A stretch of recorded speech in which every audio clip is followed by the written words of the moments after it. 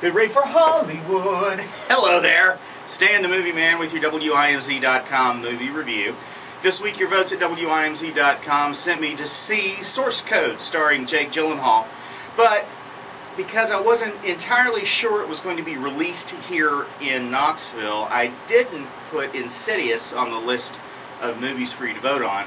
However, it did open here in Knoxville, so I went to see it too. Let's start with Insidious. It's the story of a young family with 3 small children who move into an older home. It's big, 2 stories with an attic, very creaky when you walk on the floors, doors creak when you open them, kind of spooky even in the daytime.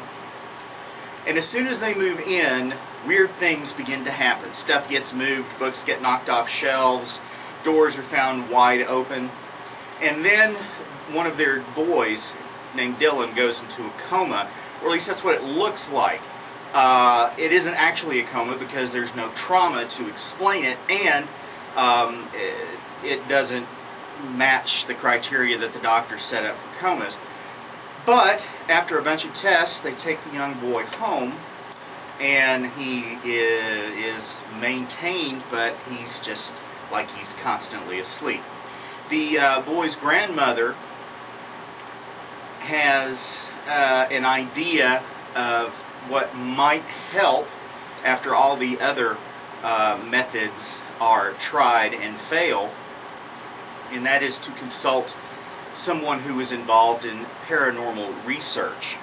And it is somebody of hers who is an old friend. The movie is really good. If you like scary movies, you know, it is. The TV commercials do not do it justice because I'll admit sometimes I judge a movie early based on the commercials or trailers, and the commercials for Insidious kind of made it look like it should have been called insipid.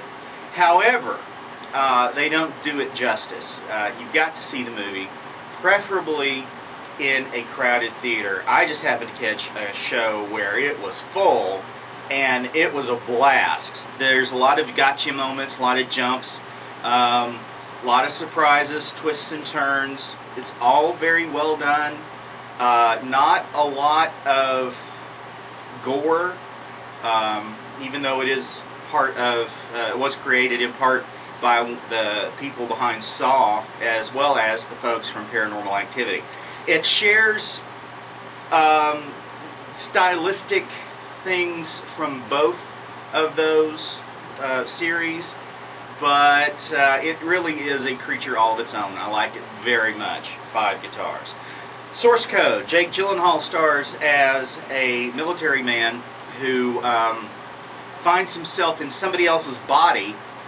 When he looks in a mirror, doesn't recognize himself, and something weird is going on. He wakes up on a train, and after he's on the train for a short time, there's an explosion.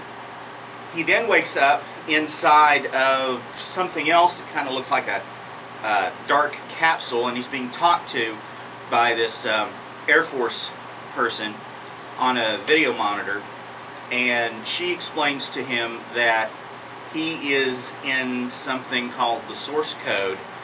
What's happened is a terrorist bomb has blown up the commuter train earlier that morning and killed everybody on board, and they think it is the first of a wave of attacks, and they need to figure out who's behind it, and that's his job. What happens is he is sent back and occupies the consciousness of somebody on the train in their last 8 minutes of life, and it's all sort of explained, and it didn't make a great deal of sense, but the movie is incredibly entertaining.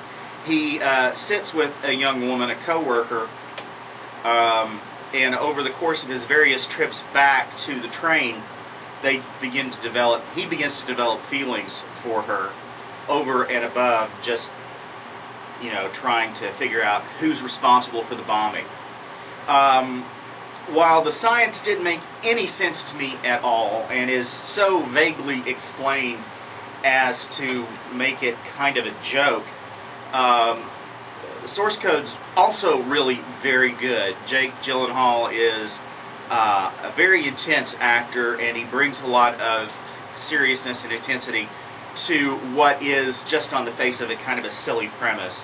And the young lady who, excuse me just a second, I have to consult a note, Michelle Monaghan plays Christina, the young lady he's with, and you begin to understand why he wants so badly to try to keep these events from happening, even though he's told on numerous occasions by the head of the director of the experiment that he can't really change time.